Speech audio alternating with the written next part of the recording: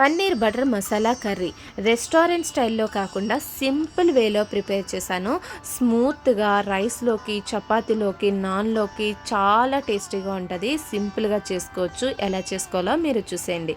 ముందుగా కుక్కర్ పెట్టుకొని అందులోకి ఉల్లిపాయ ముక్కలు, టమాటో ముక్కలు, పచ్చిమిర్చి, బాదం పప్పు, జీడిపప్పు, వెల్లుల్లి రెబ్బలు, అల్లం ముక్కలు, అలాగే ఎండుమిర్చి, కొంచెం పంచదార, రుచికి సరిపడగా ఉప్పు, ఇంకా గసగసాలు, దాల్చిన చెక్క, స్టార్ ఫ్లవర్, లాలిక్కాయ, లవంగం, కొన్ని పాలు కూడా పోసుకొని మూత పెట్టేసి ఒక్క విజిల్ వచ్చే వరకు ఉడికించుకుందాం. విజిల్ వచ్చిన తర్వాత ప్రెజర్ పోయాక చల్లారిన తర్వాత మెత్తగా పేస్ట్ పట్టేసుకుందాం. ఇప్పుడు పన్నీర్ కూడా కట్ చేసి రెడీ పెట్టేసుకుందాం.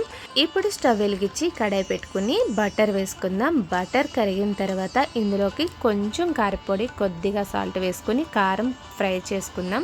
కారం కొంచెం ఫ్రై అయిన తర్వాత ఇందులో కట్ చేసుకున్న పన్నీర్ ముక్కలు వేసి అటు ఇటు తిప్పుకుంటూ లైట్గా ఫ్రై చేసుకుందాం. ఉప్పు కారం పట్టేంత వరకు చక్కగా ఇలా ఫ్రై అయిన దాంట్లో మెత్తగా మిక్సీ పట్టుకున్న పేస్ట్ వేసేసుకుని ధనియాల పొడి, జీలకర్ర పొడి, గరం మసాలా, కొంచెం కసూరి మేతి ఉంటే వేసుకోండి, లేకపోతే లేదు. కొంచెం కసూరి మేతి కూడా వేసి లైట్గా మిక్స్ చేసేసుకుని మూత పెట్టి ఒక్క 2 నిమిషాలు ఉడికించుకుంటే సింపుల్ ప్రాసెస్లో paneer butter masala curry ready అయిపోతుంది.